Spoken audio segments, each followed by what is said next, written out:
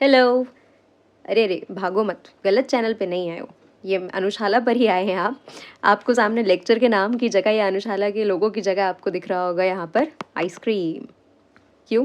क्योंकि ठंडी है, ठंडी में आइसक्रीम खाना चाहिए। नहीं, ऐसा कुछ भी नहीं है। मैं आपको ये बताना चाहती हूँ कि अगर मैं आपसे पूछूँ कि क्या आप आइसक्रीम खाएंगे, तो हो सकता है कि आपका जवाब हो हाँ, खा लेंगे। ठीक है। लेकिन अगर मैं आपसे बोलूँ कि आइसक्रीम तो मैं आपको खिला दूंगी, बट आपको आइसक्रीम खानी पड़ेगी मेरी पसंद की। ठीक है, मैं सिर्फ आपको एक ही ऑप्शन दे रही हूँ, that you have to eat this ice cream only. अब अगर आपको ये पसंद है तब तो आप हाँ कर सकते हैं, लेकिन अगर आपको ये आइसक्रीम नहीं पसंद या आपको और बेटर दूसरी आइसक्रीम्स लगती हैं तो आप शायद इसको मना कर देंगे, राइट। लेकिन अगर मैं आपसे बोलूँ कि चलो आइसक्रीम खाने के लिए चलते हैं, और मैं आपके सामने ढेर सारे ऑप्शंस रख दूँ कि जो आपकी मर्ज़ी आप उसको चूज़ करें, उसको खा सकते हैं, राइट। तो यहाँ पे मैंने आपको क्या दी? Fair choice. यहाँ पर मैंने आपको दी फेयर चॉइस, ना कि सिर्फ चॉइस। ठीक है। इवन अगर मान लो होता कि मैं आपसे बोलती कि ये फ्लेवर 1 और ये फ्लेवर 2, सिर्फ इन दोनों में से चुन लो जो भी पसंद है, तो भी अगर आपको ये दोनों उतने पसंद नहीं है, तब भी आपके पास फेयर चॉइस नहीं है। गेटिंग? तो मैं आपको क्यों सिखा रही हूँ ये, मतलब चॉइस के बारे में क्यों बता रही हूँ?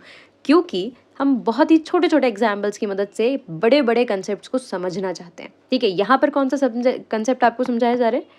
डेमोक्रेटिक इलेक्शंस में जब हम डेमोक्रेटिक इलेक्शंस की बात करते हैं तो वहाँ पर फेयर चॉइस का होना कितना ज़्यादा ज़रूरी है। अदरवाइज लोगों को एक तरफ से आपने ये तो बता दिया कि चॉइस दे रहे हैं, बट वो फेयर चॉइस नहीं है। ठीक है। कम पसंद वाले ऑप्शंस में से उनको चुनना पड़ रहा है, तो एक्चुअली वो फॉर्मेलिटी है, वो चॉइस नहीं दे रहे हैं आप उनको, फेयर चॉइस नहीं है। ठीक है। तो ऐसे ही एग्जाम्पल्स के साथ पढ़ते हैं हम सिविक्स क्लास 9th का चैप्टर इलेक्टोरल पॉलिटिक्स, जहाँ पर हम पूरे इलेक्शंस के बारे में बहुत ही डिटेल में समझने वाले हैं। बेसिकली डिटेल्स हैं, लेकिन आप लंबे लंबे पैराग्राफ्स और स्टेटमेंट्स को एक्सपेक्ट मत कीजिए, क्योंकि हम सिर्फ फोकस कर रहे हैं कंसेप्ट के ऊपर। So hey everyone, welcome to Anushala by Anushree. बिना किसी देर किए शुरुआत करते हैं। सबसे पहली बात तो ये समझो कि भाई डेमोक्रेसी है क्या। ठीक है। अब अगर आपको डेमोक्रेसी नहीं भी पता है तो भी आपको इतना तो पता होगा कि इलेक्शन क्या होता है।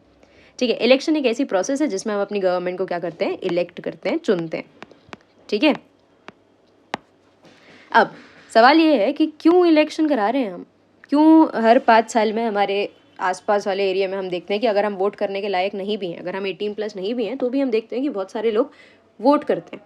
ठीक है। तो क्यों कर रहे हैं? अरे भाई, क्योंकि हम डेमोक्रेसी में रहते हैं। हम कहाँ रहते हैं? डेमोक्रेसी में। प्लीज़ डोंट टेल मी कि हम इंडिया में रहते हैं। हम इंडिया में रहते हैं, और इंडिया एक डेमोक्रेटिक कंट्री है। ठीक है। Okay, flames joke apart.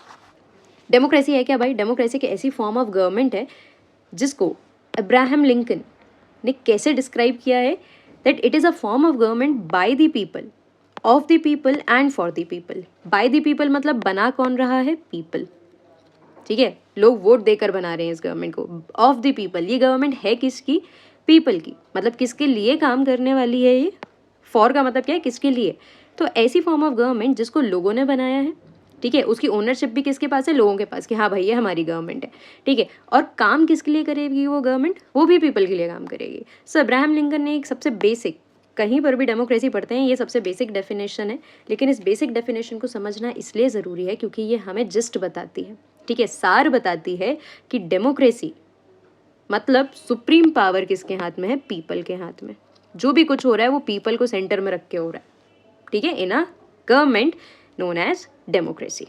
ठीक है। चलो, और बहुत सिंपल शब्दों में अगर समझे तो डेमोक्रेसी में हम खुद, पीपल, जो वोटर्स हैं यहाँ पर, ठीक है, they elect their representatives, right. Representatives मतलब री प्लस प्रेजेंटेटिव।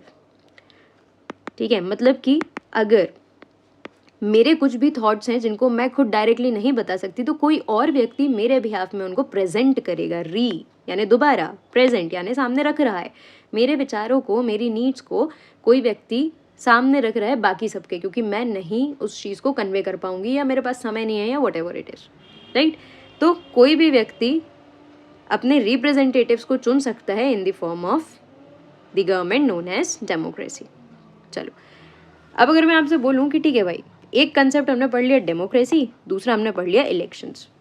अब मुझे ये बताइए कि क्या डेमोक्रेसी में इलेक्शंस ना करवाना संभव है? मतलब कि क्या इलेक्शंस के बगैर डेमोक्रेसी पॉसिबल है? हाँ है। ठीक है। अब ये भाई साहब के जैसे अगर आपको बैंगन की याद आ रही है तो नहीं, कंफ्यूज होने की ज़रूरत नहीं है, बहुत सिंपल है। अभी तक हम यही समझते हैं कि डेमोक्रेसी है तो इलेक्शंस होगा, ठीक है। लेकिन असल में डेमोक्रेसी को एफिशिएंटली चलाने के लिए हमें इलेक्शन की ज़रूरत पड़ती है। हर समय हमें डेमोक्रेसी को चलाने के लिए इलेक्शन की ज़रूरत नहीं पड़ती। पर ऐसे कैसे, देखते हैं। डेमोक्रेसी जो है असल में ना, इसके दो टाइप्स होते हैं। एक होती है डायरेक्ट डेमोक्रेसी और एक होती है indirect democracy, right. Direct democracy मतलब जहाँ पर सारे लोग जो हैं वो डायरेक्टली मतलब अपने आप को खुद रूल कर ले रहे हैं, उनको बीच में किसी रिप्रेजेंटेटिव्स की ज़रूरत है ही नहीं, है ना। ऐसी कंट्रीज़ जहाँ पर पॉपुलेशन बहुत कम है, ऐसी कंट्रीज जहाँ पर पॉपुलेशन बहुत ज़्यादा कम है, तो वो सारे लोग डायरेक्टली इन्वॉल्व हो जाते हैं डिसीजन मेकिंग में। उनके लिए क्या सही है क्या गलत है, ये जो उनकी एक अथॉरिटी है उसके साथ वो डायरेक्टली डिस्कस कर लेते हैं। बीच में उनको किसी भी प्रकार के रिप्रेजेंटेटिव्स की ज़रूरत पड़ती ही नहीं है। और रिप्रेजेंटेटिव नहीं लाने हैं तो इलेक्शन क्यों करेंगे, पैसे थोड़ी ना फेंकेंगे, ठीक है। लेकिन बड़ी कंट्रीज़ अफोर्ड नहीं कर पाती इतने सारे लोगों का एक साथ जाकर किसी भी पर्टिकुलर डिसीजन पर डिस्कशन करना या डेलिबरेशन करना, ठीक है। इसलिए क्या होता है, और एक समस्या ये भी है कि हमारी कंट्री बहुत ज़्यादा डाइवर्स है। जितनी बड़ी कंट्री उतने ज़्यादा अलग अलग कम्युनिटीज़ के लोग वहाँ पर रहेंगे, है ना। और जिसके कारण क्या होगा, बहुत ज़्यादा डाइवर्सिटी होगी आइडियाज़ में। तो बहुत रिस्क है अगर ऐसा हम सारे लोगों को इकट्ठा लेकर जा रहे हैं और हर डिसीजन मेकिंग में उनको डायरेक्टली पार्टिसिपेट करा रहे हैं। साथ में बहुत ज़्यादा टाइम कंज्यूमिंग भी है, राइट। अब आप रोज़ अपनी पढ़ाई छोड़कर, रोज़ जॉब छोड़कर गवर्नमेंट के काम में रोज़ रोज़ डिस्कशन करने थोड़ी ना जाओगे कि आज डिस्कशन इस चीज़ के ऊपर हो रहा है, आज उस चीज़ के ऊपर वोटिंग हो रही है, नहीं कर पाएंगे हम इतना। इसलिए हम क्या करते हैं, हम कर लेते हैं अपने रिप्रेजेंटेटिव्स को इलेक्ट, ठीक है। सिंपल है, इलेक्शन का पर्पज़ क्या है, रिप्रेजेंटेटिव्स को इलेक्ट करना, ठीक है। लेकिन अगर हमें इलेक्ट करना ही नहीं है, हम डायरेक्टली पार्टिसिपेट कर रहे हैं, तो हमें इलेक्शन की ज़रूरत नहीं पड़ेगी। बट स्टिल अगर हम डायरेक्टली पार्टिसिपेट करते हैं तो भी वो डेमोक्रेसी कहलाएगी, ठीक है। दूसरी बात, क्या ऐसा हो सकता है कि डेमोक्रेसी में हम कुछ रिप्रेजेंटेटिव्स को चुन लें लेकिन हमें उन्हें इलेक्ट ना करना पड़े, ये भी हो सकता है, ठीक है। कैसे, हम उन्हें करेंगे सिलेक्ट, ना कि इलेक्ट, है ना। सिलेक्ट और इलेक्ट का मतलब क्या होता है, इलेक्ट मतलब वोटिंग हो रही है प्रॉपर, सिलेक्ट मतलब हमने कुछ कुछ क्राइटेरियाज पर लोगों को उठा लिया रैंडमली कि हाँ भाई चलो आप आ जाओ सामने, आप आज से लीडर हो, ठीक है। आप क्यों लीडर हो, क्योंकि आपके अंदर हमें ये क्वालिटीज़ दिखती हैं, that's it, nobody has voted for you, ठीक है।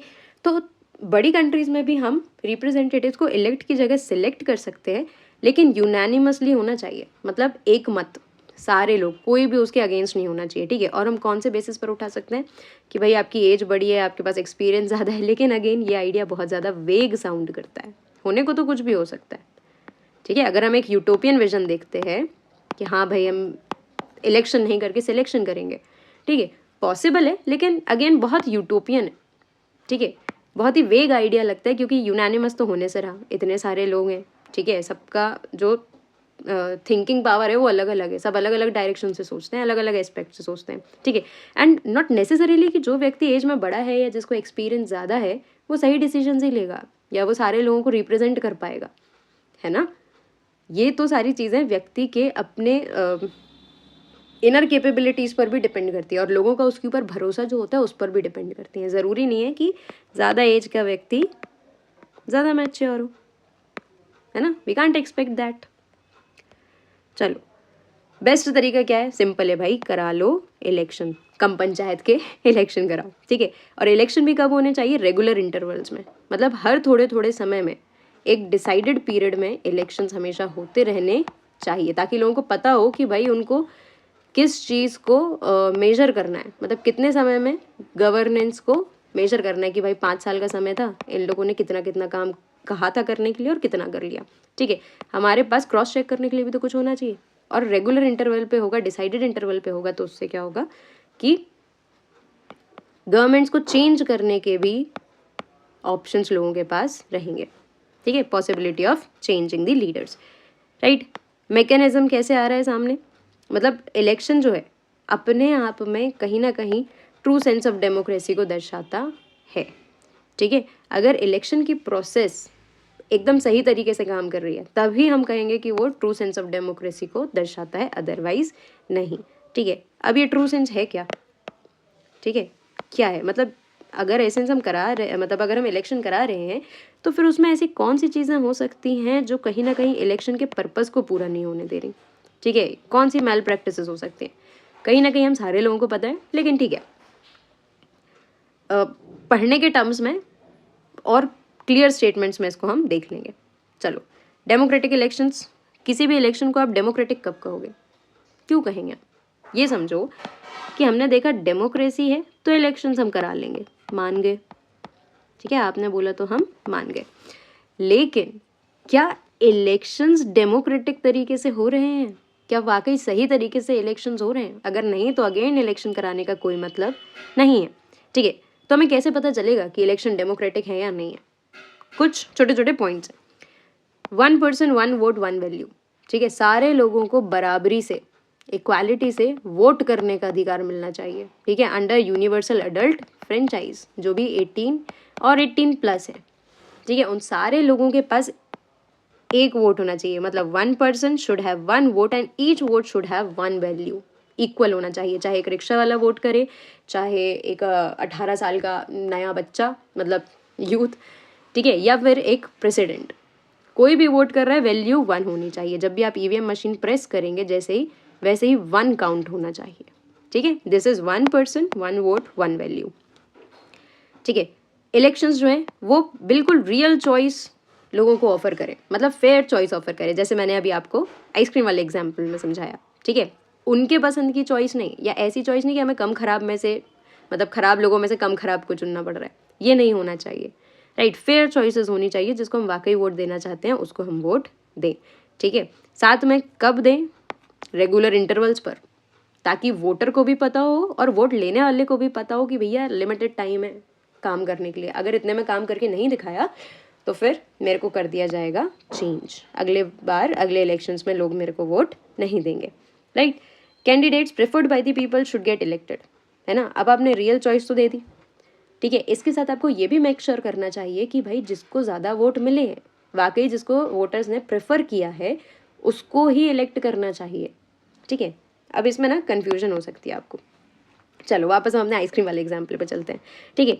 मैंने आपको 10 आइसक्रीम के फ्लेवर दिखाए अलग अलग कि भाई चूज़ कर लो, ठीक है। आपने जिसमें से एक फ्लेवर चूज़ कर लिया, राइट, और आप चले गए दुकान के बाहर।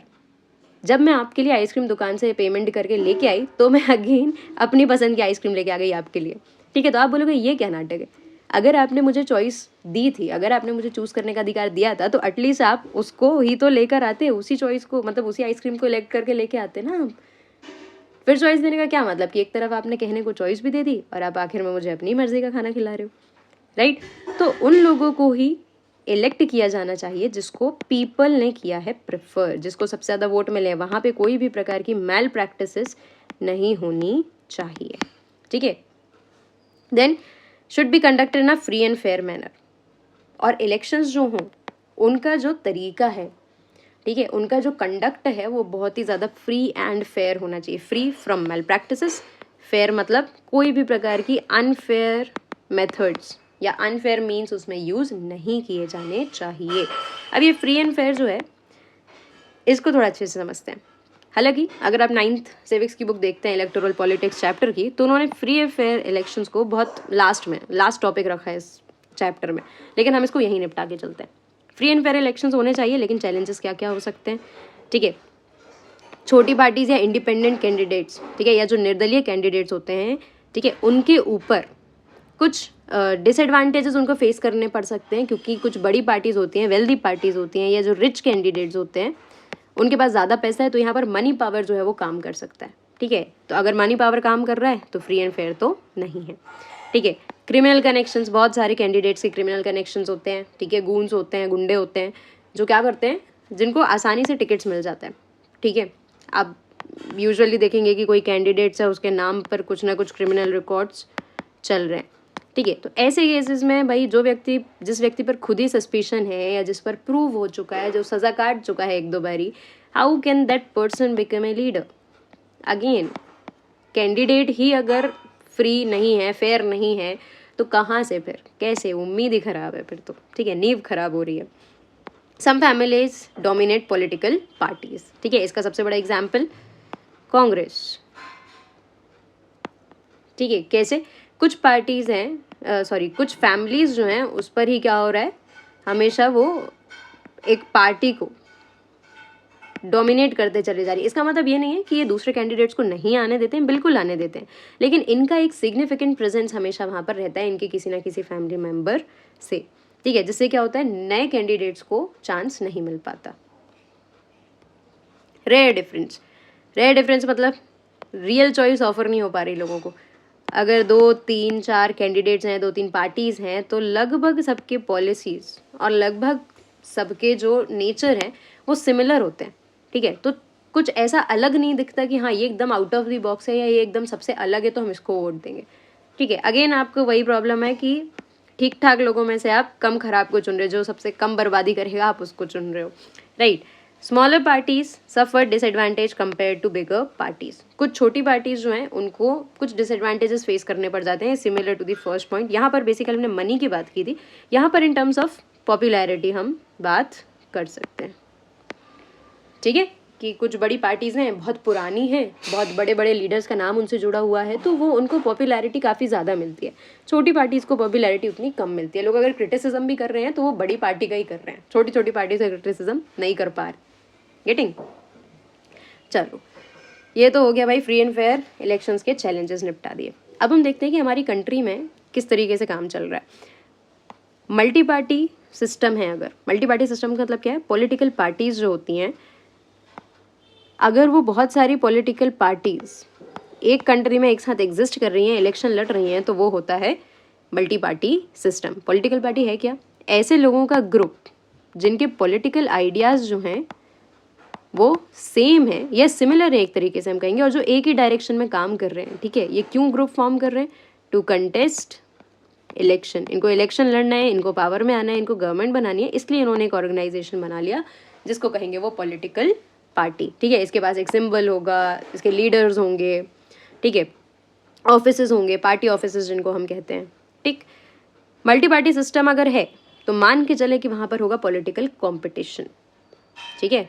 क्या है भाई ये पॉलिटिकल कंपटीशन, गवर्नमेंट बनाने के लिए या पावर लेने के लिए एक कंपटीशन हो रहा है, पॉलिटिकल पार्टीज आपस में compete कर रही हैं। अब अगर एक ही पार्टी होती, ठीक है, सिंगल पार्टी सिस्टम या 2 पार्टी सिस्टम होता तो कंपटीशन कम होता। मल्टी पार्टी है, बहुत सारी पार्टीज हैं हमारे पास, ठीक है, ढेर सारी पार्टीज होने के कारण आपस में इनके हमेशा कुछ ना कुछ कंपटीशन चलता रहेगा, इसी को हम कहते हैं पॉलिटिकल कंपटीशन। अब ये पॉलिटिकल कंपटीशन जो है like this, you can see numerous parties are there and definitely each party wants to win the voters, ठीक है। तो ये कुछ ना कुछ ऐसी चीज़ें सामने लेकर आएंगे अपने मैनिफेस्टोस में, मतलब जो इनके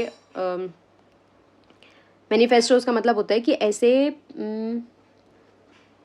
कैसे समझाऊँ, मैनिफेस्टो मतलब होता है बेसिकली कि एक प्रोविजंस वाला एक पेपर, ठीक है। प्रोविजंस मतलब कि जैसे अगर मैं बोलूँ कि भाई अगर आप मुझे अपना नेता इलेक्ट करेंगे तो मैं आपके लिए ये चीज़ें करूँगी, ये मैं आपको इलेक्शन से पहले बताऊँगी ना, ठीक है। तो ये जो पर्चा होगा जिसमें ये सारी चीज़ें लिखी होंगी कि अगर मुझे वोट दिया जाता है तो मैं क्या क्या करूँगी, ठीक है, भला कैसे करूँगी लोगों का, उसको कहेंगे हम मैनिफेस्टो, ठीक है।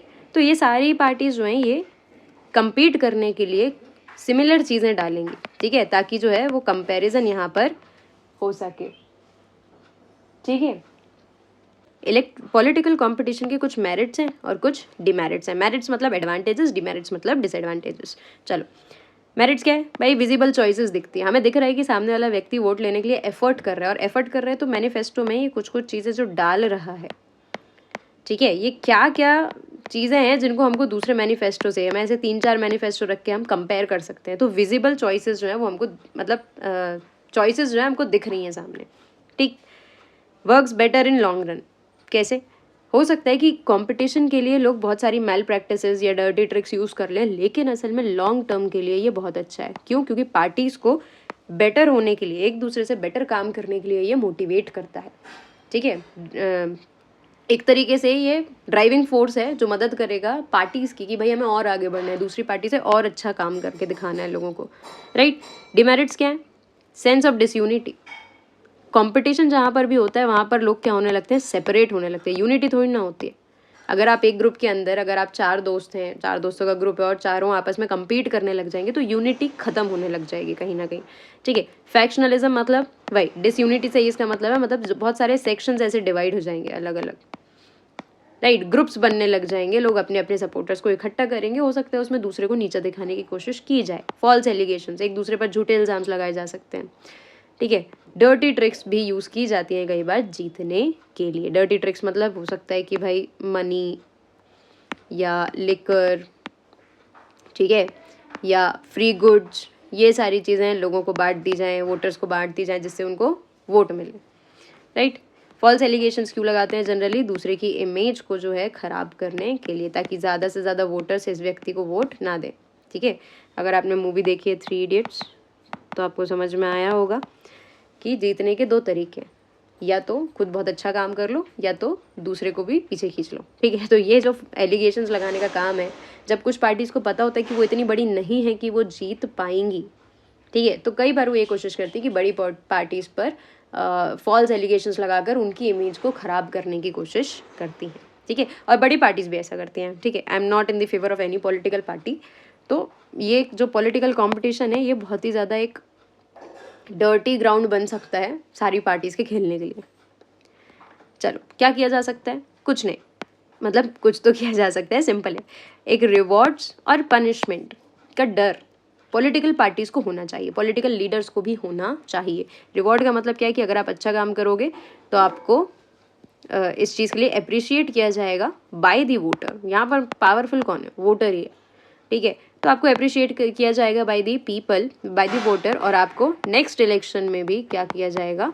इलेक्ट किया जाएगा। और पनिशमेंट क्या है? अगर आप इस साल अच्छा काम नहीं कर रहे हैं तो आपको अगले साल इलेक्ट नहीं किया जाएगा, राइट। और ये लोग ये काम कब कर पाएंगे? जब वो खुद अवेयर होंगे।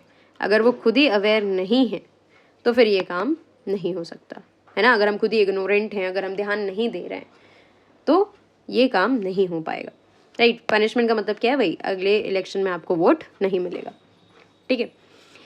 इंडियन इलेक्शंस कैसे काम करते हैं? इंडियन इलेक्शंस असल में थोड़ा सा डिटेल्ड है, हालांकि आपको ये एकदम खाली खाली दिखेगा, लेकिन ये खाली दिखने के कारण यही है कि इंडियन इलेक्शंस में कुछ भी, अगर मैं आपको थ्योरी लिख देती ना यहाँ पर, तो आपको लगता है इससे अच्छा तो मैडम हम किताब से पढ़ लेते हैं, एनसीईआरटी पर्याप्त है हमारे लिए। इस लेक्चर में जब मैं इंडियन इलेक्शंस के बारे में बात कर रही हूँ तो मैं आपको डिटेल से सारी चीज़ें समझाऊंगी, ठीक है। मतलब यहाँ पर आपको कुछ भी पुराना ज्ञान होना ज़रूरी नहीं है, ठीक है। 0 से शुरू कर लेंगे हम यहाँ पर, राइट। तो इस लेक्चर को यहीं पर ख़त्म करते हैं। नेक्स्ट लेक्चर में इंडियन इलेक्शंस पर हम पूरा फोकस करेंगे, जहाँ कॉन्स्टिट्यूएंसीज क्या हैं, कैसे इलेक्शन होते हैं, वोटिंग कैसे होती है, सब कुछ बताया जाएगा, ठीक है। तो अगर ये लेक्चर पसंद आया है तो कमेंट में इलेक्शन इन इंडिया लिखना ना भूलें, ठीक है। हालांकि मैं बोलती बस हूँ, जो मैं बोलती हूँ वो कमेंट तुम लोग कभी नहीं करते हो, ठीक है, कोई बात नहीं। उम्मीद, ठीक है, होप होनी बहुत ज़्यादा ज़रूरी है। चलो, उम्मीद है कि आप कमेंट में इलेक्शंस इन इंडिया ज़रूर लिखेंगे और नेक्स्ट लेक्चर का वेट करेंगे। So stay tune, thank you so much, keep watching.